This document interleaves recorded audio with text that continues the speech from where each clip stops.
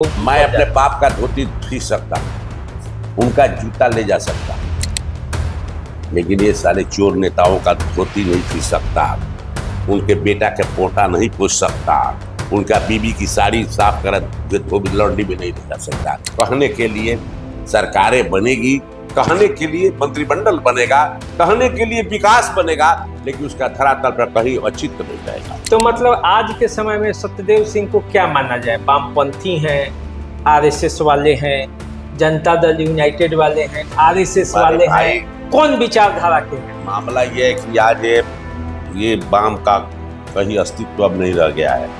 वाम तो छिटा के जियान है, उसको तो बैसाखी की जरूरत है। आप तो वामपंथी विचारधारा के बारे में बहुत जानकारी रखते हैं, इसी तरह आरएसएस के बारे में, लेकिन आप क्या हैं अभी इतने दिनों के अनुभव के बाद? आप किसके नेता हैं? मैं पार्टी में नहीं हूँ जदयू का, जदयू में पार्टी में हूँ, विचार तो मेरा अलग है। वाम में तो आप कभी जीवन में नहीं, खाली आप उसके सिद्धांत पढ़ते हैं, जानते हैं, समझते मैं जाता, लेकिन यहाँ वाम का कोई तस्वीर नहीं था, सत्तर में उसका कोई करैक्टर नहीं था, कोई नेता नहीं था, और नेता सब था बिचौलिया था।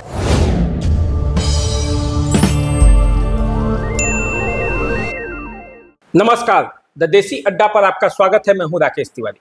देखिए, आज हमारे साथ हैं 2 बार के विधायक, एक बार बसंतपुर और एक बार गोरियाकोठी से चुनाव जीत चुके सत्यदेव प्रसाद सिंह। राजनीति में संघर्ष का दूसरा नाम सत्यदेव प्रसाद सिंह आज हमारे साथ हैं, और आज हम इनसे जानेंगे कि ये आगे क्या करने वाले हैं।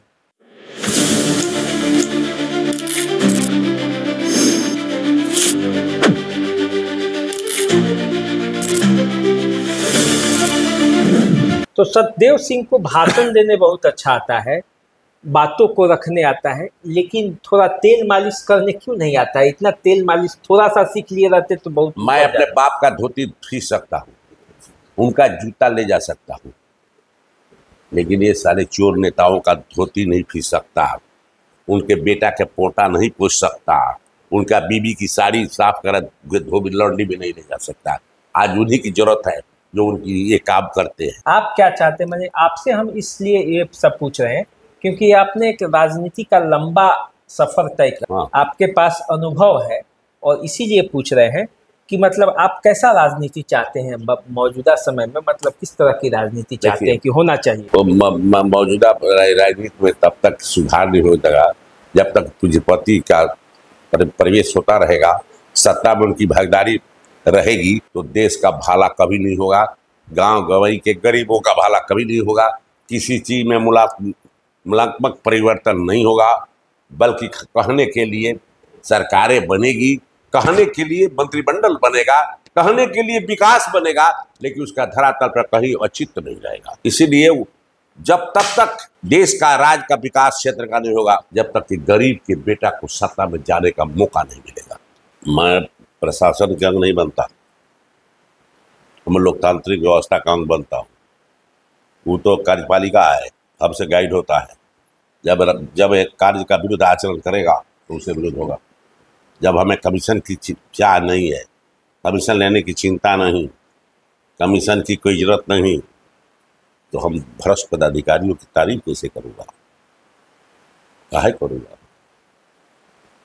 इसलिए मेरा उनका विरोध होता है। हमारा कहना है कि आज देखिए ना, हर इंस्टीट्यूशंस में घूसखोरी है, भ्रष्टाचार।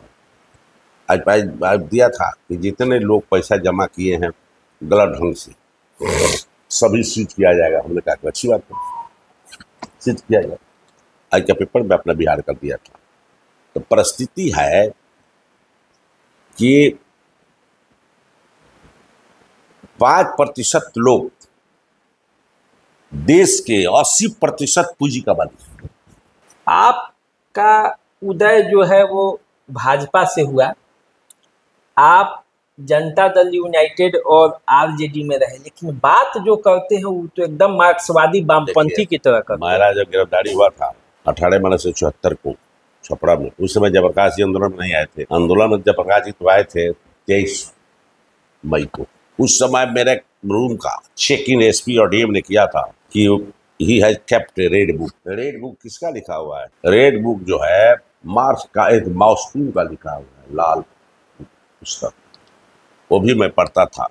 अब मार्क्स के तीनों वॉल्यूम मेरा मिला था, तो मैं जन्मजात कम्युनिज्म की ओर था। आज भी आप काम का ध्यान दीजिएगा, आप क्षेत्र में रहने वाले लोग हैं, आप आज पटना में हैं, आप गौर करते होंगे कि मैं गरीबों का बहुत ज्यादा चिंता करते थे। जब MLA थे तो उस समय यहाँ गोरियाकुटी में हुए, तब गौर करिएगा 5 रुपया में एक्सीडेंट दिलाया। जो एक्सीडेंट करते थे उनको मैं 4 लाख। तो मतलब आज के समय में सत्यदेव सिंह को क्या माना जाए? वामपंथी हैं, RSS वाले हैं, जनता दल यूनाइटेड वाले हैं, RSS वाले हैं, कौन विचारधारा के हैं? मामला ये है कि आज ये वाम का कहीं अस्तित्व अब नहीं रह गया है। वाम तो छिटा के जियान है, उसको तो बैसाखी की जरूरत है। अभी जो जो भट्टाचार्य साहब है, महागठबंधन में तालमेल किए हैं। मार्क्स कहता है कि सत्ता की जन्म जो है बैरल ऑफ गन से होती है, सत्ता की जन्म बैरल ऑफ गन से होती है। गरीबों को रिच करो, जगाओ, प्रोलेटारिएट जिसको कहते हैं, सर्वहारा, जिसके पास जीने का कोई साधन नहीं हो, जीने के मात्र 2 भुजा है, कमाएगा तो खाए और नहीं कमाएगा तो भूखे रहेगा। काल वर्ष ने कहा कि अपनी अधिकार के लिए लड़ाई लड़ो। अगर पूंजीवादी व्यवस्था तुम्हें जेल भेजती है तो जेल में जाओ, आराम से खाओ। तो उन्होंने कहा कि गरीबों को जगाओ, सर्वहारा को जगाओ और मध्यम पर हमला करो। मध्यम जो है, मध्यम का मतलब जो न अरबपति है न खरबपति है, मिडिल का है, खैनी बेचने वाला पूंजीवाद का समर्थक है, इस पर हमला करो। जब उसके भेन घाट का सफाया हो जाएगा तब पूंजीपतियों पर विजय प्राप्त करना आसान हो जाएगा। यही लेनिन साहब ने किया। लेनिन साहब कौन मिल सका?